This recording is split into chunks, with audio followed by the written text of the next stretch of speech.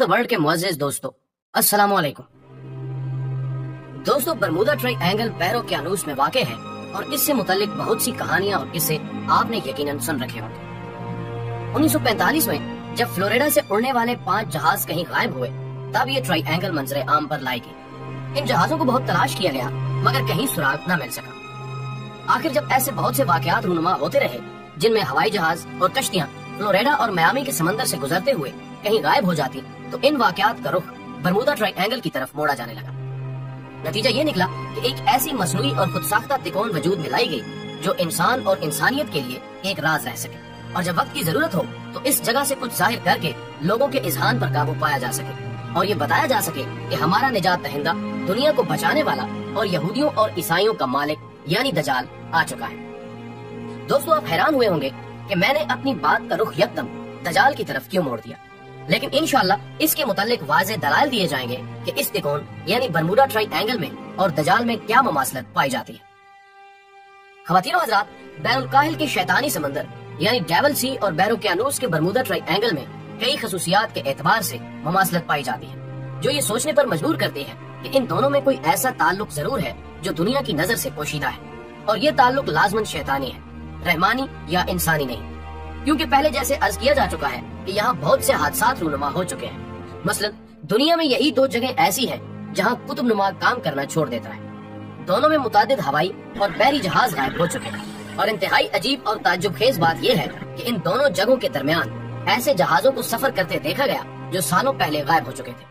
इसके अलावा दोनों के अंदर ऐसी मकनातीसी कशिश या बर्की लहरें भी मौजूद हैं जो बड़े बड़े जहाजों को तरोड़ मरोड़ कर निगल जाती है। और यही नहीं बल्कि दोनों के दरमियान उड़न तश्तरियां उड़ती देखी गई हैं, जिन्हें अमेरिकी मीडिया वाले खलाई मखलूक की सवारी कहते हैं। अमेरिका का यहूदी मीडिया उनके मुतालिक सामने आने वाले हकायक छुपाता रहता है।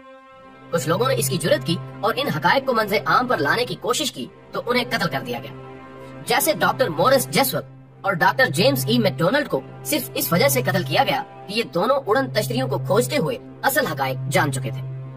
नाज़रीन गिरामी, दोनों जगहों को खासो अवाम कदीम जमाने से शैतान से मंसूब करते हैं और यहाँ ऐसी कुव्वतों की कारस्तानियों के कायल हैं जो इंसानियत की खैरखा नहीं है, लेकिन इनके इर्द गिर्द इसरार के पर्दे आवेजा कर दिए गए हैं। और मीडिया जो बाल की खाल और खाल की खाल उतार देता है, वो इस राज को क्यों छुपा रहा है? इन बातों की हकीकत सिवाय मुखबर सादिक नबी अकरम सल्लल्लाहु अलैहि वसल्लम के सिवा किससे पूछी जाए? तो आइए अब उन्हीं की ज़बानी इन बातों की हकीकत जानते हैं जिन्हें उस वक्त के कुफार और मुशरिकीन भी सादिक और अमीन कहते थे।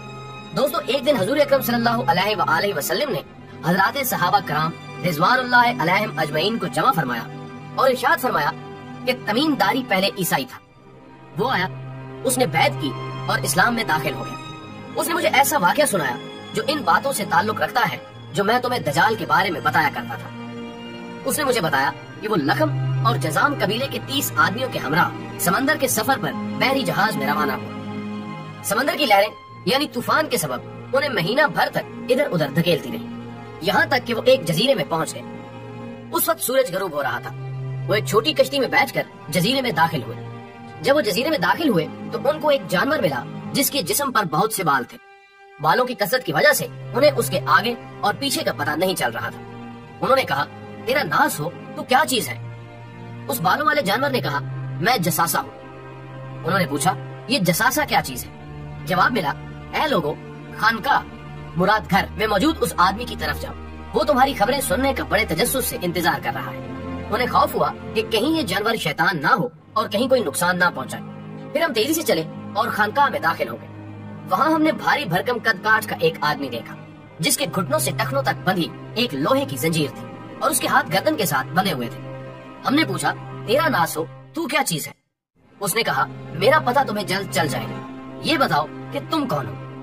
हमने कहा, हम अरब से हैं। फिर हमने सारे सफर और तूफान और जसासा के बारे में बताया कि उसने हमें तेरी तरफ आने का कहा। उसने कहा, बीसान के नखलिस्तान के बारे में बताओ। हमने कहा, उसके बारे में कौन सी बात पूछना चाहता है? उसने कहा, मैं जानना चाहता हूँ कि इस बाग के दरख्तों पर फल आते हैं या नहीं। हमने कहा, हाँ, फल आते हैं। उसने कहा, मुझे तिब्रिया की झील के बारे में बताओ। हमने कहा, इसके बारे में कौन सी बात पूछना चाहता है? उसने कहा, क्या उसमें पानी मौजूद है? हमने कहा, हाँ, उसमें बहुत पानी मौजूद है। वो बोला, उसका पानी बहुत जल्द खत्म हो जाएगा। फिर उसने कहा, मुझे ज़गर के चिश्मे के बारे में बताओ। हमने कहा, اس کے بارے میں کون سی بات پوچھنا چاہتا ہے؟ اس نے کہا کیا اس میں پانی ہے اور کیا لوگ اس کو استعمال کرتے ہیں؟ ہم نے کہا ہاں اس میں بہت پانی ہے اور لوگ اس سے اپنے کھیتوں کو سیراب کرتے ہیں۔ اس نے پوچھا مجھے محمد صلی اللہ علیہ وآلہ وسلم کے بارے میں بتاؤ۔ ہم نے کہا کہ وہ مکہ سے نکل کر یثرب یعنی مدینہ آ گئے۔ اس نے پوچھا کیا عربوں نے اس کے ساتھ جنگ کی؟ ہم نے کہا ہاں۔ اس نے پوچھا کہ اس یعنی حضرت محمد صلی اللہ علیہ وآلہ وسلم نے ان کے ساتھ کیا کیا؟ ہم نے کہا کہ وہ ارد گرد کے عربوں پر غالب آ چکے ہیں اور انہوں نے ان کی اطاعت قبول کر لی ہے۔ اس پر اس نے کہا کیا واقعی ایسا ہو چکا ہے؟ ہم نے کہا ہاں۔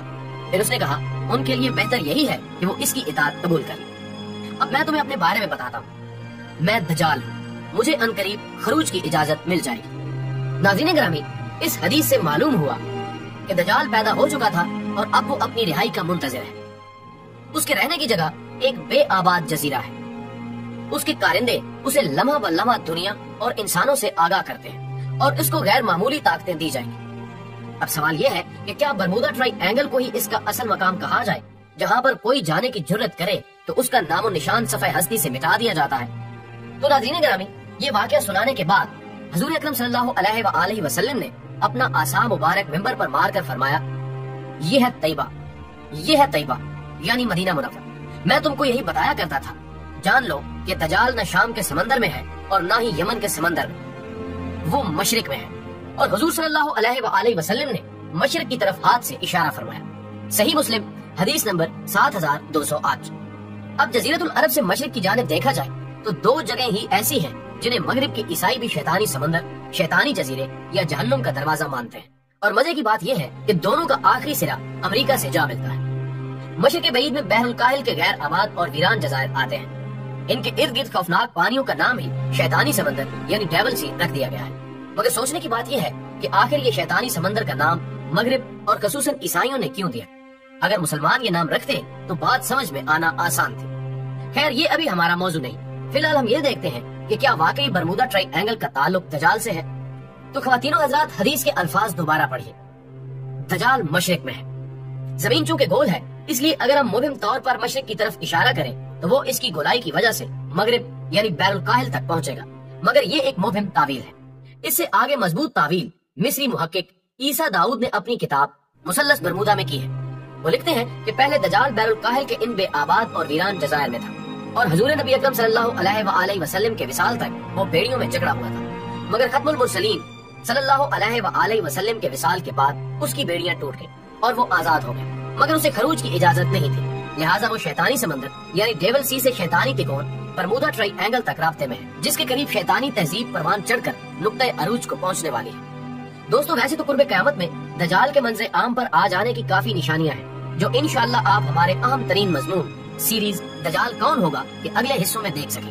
لیکن جہاں تک صحیح مسلم کی اس حدیث میں موجود دجال کے حضرت تمیم داری رضی اللہ تعالی عنہ سے کیے جانے والے 3 اہم اور بنیادی سوالات کا تعلق ہے، تو وہ سوالات دجال نے اس لیے کیے تھے کیونکہ اسے پتا تھا کہ جب یہ 3 نشانیاں بھی پوری ہو جائیں گی تو اسے دنیا کے سامنے آنے کی یعنی خروج کی مکمل اجازت مل جائے گی۔ سوال نمبر 1 میں بیسان کے نخلستان کا پوچھا گیا تھا اور نخلستان پر موجود درختوں کے پھلوں یعنی کھجوروں کا ذکر کیا گیا تھا۔ بیسان دراصل فلسطین کا علاقہ ہے جہاں دجالی ریاست اسرائیل کا قبضہ ہے، اور اب وہاں کوئی پھل پیدا نہیں ہوتا، اور یوں دجال کے سامنے آنے کی یہ بہت اہم نشانی اور علامت پوری ہو چکی ہے۔ سوال نمبر 2 میں تبریہ کی جھیل کا پوچھا گیا تھا۔ جہاں تک بات ہے بحیرہ تبریہ کی تو اس پر بھی اسرائیل کا ہی قبضہ ہے، اور دلچسپ بات یہ ہے کہ اس کا پانی بھی بہت تیزی سے خشک ہوتا جا رہا ہے۔ جس طرح پاکستان میں مشہور ترین دریاؤں کا پانی انڈیا کی دشمنی اور چلاکی سے سوکھ رہا ہے اور کم ہو رہا ہے، تبریہ کا پانی بھی کم ہوتا جا رہا ہے۔ بے شک آپ انٹرنیٹ پر سرچ کر لیں اور موجودہ حالات کی روشنی میں دیکھ لیں، یہ بات واضح ہو جائے گی کہ دجال کے دوسرے سوال والی نشانی بھی مکمل ہو چکی ہے۔ سوال نمبر 3 میں زگر کے چشمے کا پوچھا گیا۔ زگر حضرت لوط علیہ السلام کی صاحبزادی کا نام ہے۔ حضرت لوط علیہ السلام کی 2 صاحبزادیاں تھیں، ربا اور زگر۔ بڑی صاحبزادی ربا کو وفات کے بعد جہاں دفن کیا گیا تو قریب ہی ایک چشمہ تھا جو ان کے نام سے منسوب ہو کر مشہور ہوا۔ اسی طرح چھوٹی صاحبزادی زگر کی وفات کے بعد ان کی تدفین بھی ایک چشمے کے قریب ہوئی اور وہ چشمہ زگر کے چشمے کے نام سے مشہور ہو گئے۔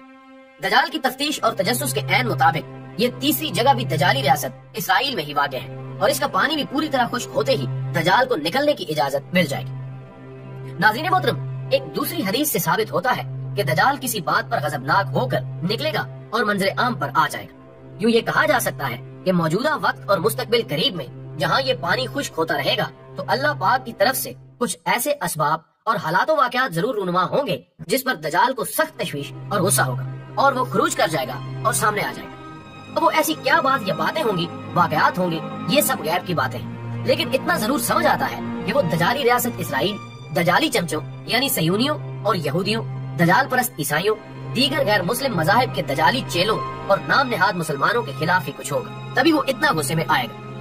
اللہ پاک اس عظیم فتنے سے ہمیں اپنی امان میں رکھے۔ اگر ہوش مندی سے دیکھا جائے تو ایسا محسوس ہوتا ہے کہ اب دجال کے خروج کا زمانہ زیادہ دور نہیں، اس لیے اس فتنے سے بچنے کے لیے ہمیں اپنی ایمانی قوت حاصل کرنا ہوگی۔ یہی وہ واحد حل ہے جس کے ذریعے باطل اور اہل باطل کو ہر محاذ پر شکست دی جا سکتی ہے۔ اللہ پاک ہم سب کو دجال کے فتنے سے محفوظ رکھے اور ہمیں ہمارے ایمان کو مضبوط کرنے کی توفیق عطا فرمائے، آمین یا رب العالمین۔